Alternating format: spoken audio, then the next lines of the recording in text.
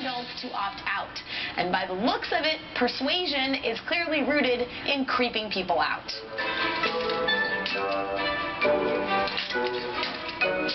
Okay, let's have a look.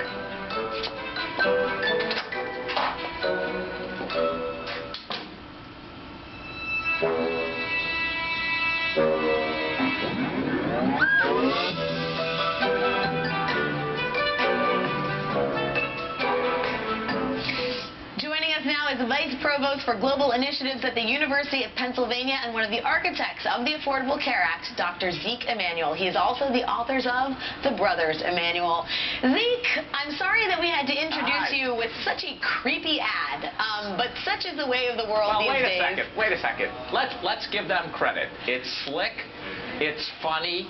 It doesn't have any facts behind it. I don't think it's funny. Spoken like a man, exactly. I mean, you're Dr. Zeke, so perhaps you're more comfortable in rooms like those than many other people are, including, I think, some of the women on this panel. I found it not only creepy, but a reminder. All you women should be pissed off about that. Which group of lawmakers bad enough, then they go and turn that into involved in the entire gynecological exam process? It's Republicans with their transvaginal. These are the same guys who want to require women to have an ultrasound, want to require them to listen to fetal heartbeats and everything, and now, shamelessly, they're suggesting that Obamacare is going to be the doctor in the room. But I presume what they're trying to play off of is that we now have free preventative care brought to you by the Affordable Care Act, and the free preventative care includes things like pap smears and exams for colon cancer. But that, of course, is not done by the government or Uncle Sam. It's done by your private physician, who you have every confidence in, and you've chosen. But Zeke, you picked up on you were noting the slickness of the ad. And they're clearly Generation, I think, Opportunity has said that they are going for the youth audience, really, they're going to tailgate parties. They have brand ambassadors who are passing out beer koozies. This is a tacit acknowledgement that the key to the ACA's success are young people, and we know that if 7 million people enroll in the exchanges, 2.7 million of them need to be young, healthy adults between the ages of 18 and 35.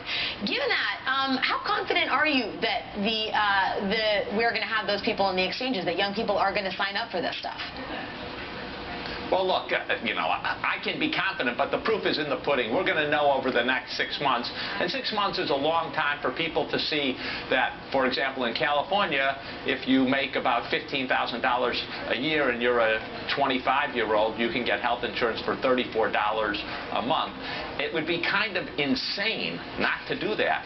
You could even get a catastrophic plan for as low as $7 a month. And I think in the end, self-interest is going to win, where you get health insurance, God forbid, an accident or some other terrible situation, that's pretty cheap. So I have every confidence in the intelligence of most people if they know that these opportunities exist. And from what I can tell, a lot of people, once they hear the pricing, are very, very interested. Right. But, we're only going to know on April 1st when we get the full tallies of the first 6 months. I want to open this up to our panel in New York here. And Heather, the logic here seems to be flawed. If you're Generation Opportunity, the executive director, Evan Feinberg, was actually booked to come on this program, but was unavailable today, unfortunately, so we can't ask him these questions ourselves. But the logic seems to be, don't sign up on this, don't sign up for this, don't enroll in the healthcare exchanges because it's not a good idea on principle. Right. That somehow you are planting your flag in the sort of battle against the government. Don't worry about what happens when you get sick. Exactly. I mean, it's really kind of upsetting to think that actually politicians, again, I have to reiterate, they themselves have health care, really great health care, are saying to young people who are in childbearing age, who are, finally getting some benefits, being able to stay on their plan till their parents' plan till they're 26, who actually get to have free birth control, which is a major expense that young women have, trying to say no because of basically, essentially, my political agenda and my desire to be reelected and have my ideology be the ideology of the land. You shouldn't have health care. Right. I mean, And I think part of the most distressing part of this, Kathleen, is at what you can. I think that there are people that have issues with Obamacare. That there are inevitably going to be hiccups. There are going to be problems. There are going to be changes that need to be made. But there is no conversation about making it actually any better. And there is certainly no alternative that is being offered by conservatives. It used to be repeal and replace. Now it's just repeal. And to some degree, encouraging young people not to enroll in this and not giving them an alternative when and if they get sick seems really irresponsible. Well, there are certain arguments to be made that go beyond just whether they should be good citizens and sign up, because essentially they realize they're paying for the older folks who are going to have the health problems. But I think some people are going to have higher premiums than were just quoted, and it does become a stress, a financial stress for all of us, really. I mean, my premiums are certainly going to go up. I'll get back. Healthcare is. I think some people are also concerned. Is one of those. Go ahead, Kathleen, and then we'll go to you, Zeke. Well, it's one of those. It's one of those issues that I think your premiums may go up. The question is, are they going up because they're required to cover more things and not be simply bare bones plans that, for example, don't cover delivery if you need it, or don't cover a real hospitalization if you needed it.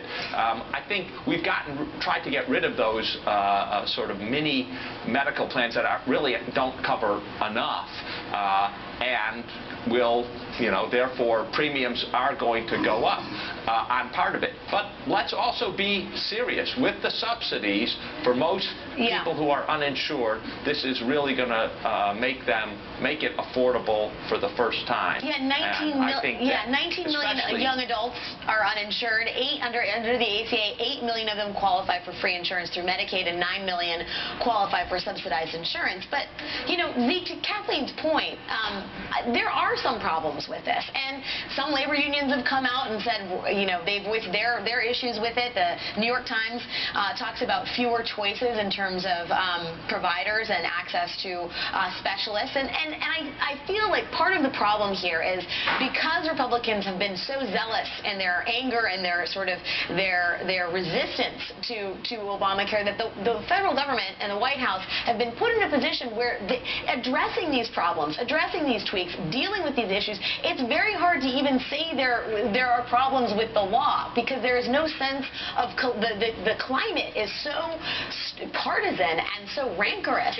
Look, it's certainly toxic, and it isn't a reasonable discussion. If you talk to Republican staffers, for example, on the Hill offline, they'll tell you, oh yeah, we understand we need certain fixes. We need to put in some adjustments to how we pay doctors and hospitals to get them to save money, and we need to make some other adjustments. Everyone agrees, but nothing's going to happen until 2014 after that election. The Republicans still want to run one more election on the Affordable Care Act, and we're going to get no movement and no rational discussion in this country until that happens. That is certainly unfortunate from a policy standpoint and from the good of the country. I couldn't agree with you more. And theoretically, we're going to be subject to more of those incredibly creepy ads in the gynecologist's office. All right, that's it. We have to leave it there. Let's hope they're funny. Yeah, funny to you, Zeke. He's a man. He doesn't know funny about this. We'll show it's the black humor of physicians. What can I say? You're on. Vice Provost at the University of Pennsylvania, Dr. Zeke Emanuel. Always a pleasure to have you on. Thanks for your time, Zeke. This show is a review of the reviews, as it were. Been watching politics for 10 years. This is my manifestation of trying to make real the idea of blogosphere.com back in 2004. Yeah, that was me. Didn't do anything with it. Went and joined the law firm. All right, and you may notice that a lot of the reviews, well, it seems to be quite oriented towards MSNBC. Well, there's a reason for that. Why do we get to keep alive the Keith Olbermann tradition of paperwork in your camera face? But seriously, more importantly, MSNBC is the only cable news network that I know of and have seen. And I used to watch Fox News quite a bit years ago when blogosphere was in my mind. And I wrote many a treatise on the current issues going on back then. But they are the only network, MSNBC, again, whom has, or that has, Republicans on point. Scarborough country until the Imus debacle. Now he's on in the morning, and that's like, 3 to 6 in the morning here, Pacific time. So I don't get to see him as much. But you got S.A. per se, per se, on the cycle, and they have plenty of Republican guests on it. They even used to have Laura Ingraham and Ann Coulter on there. This is MSNBC. That's why we cover them. All right. So they're on every day. They have such great material. My intent is to try to bring these things to you, in case you missed them, for posterity's sake. And so you may be asking, well, the Tai Chi, well, you're not demonstrating martial arts. No, the Tai Chi martial art came long after the Tai Chi. The symbol of the yin and yang, the origin of yin and yang is right here, the Tao Te Ching by Lao Tzu. I wholeheartedly recommend it as reading for anybody of any faith, because it's the only book that's given me peace.